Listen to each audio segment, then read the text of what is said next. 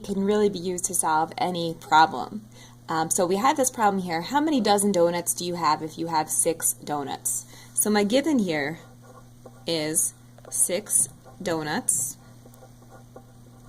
and my unknown is dozens. So that's my question mark.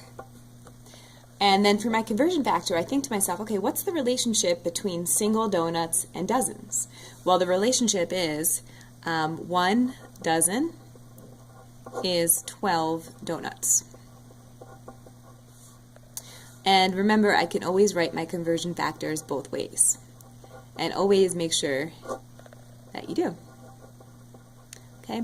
And then I like to kind of visually separate that by putting it in a line or doing a box. Okay? So just like before with my mole problem, I take my given, which is 6 donuts,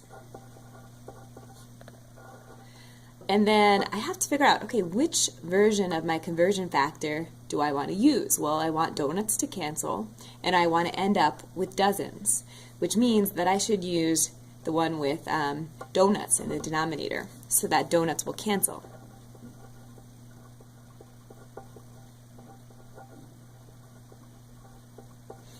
Okay, and then I multiply top times top, so I do 6 donuts times 1 dozen,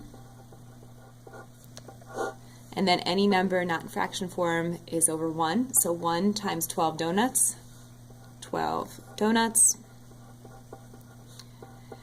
6 times 1 is 6, 6 divided by 12 is 0.5, and then for my units, the worst thing I could do is just put dozens on the end here. What I have to do is make sure I cancel out my units and write down what I actually found.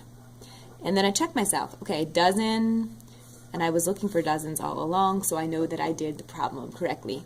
Don't forget, whenever you're doing a math problem, always give it the does it make sense test. So 6 donuts, half a dozen. Makes sense.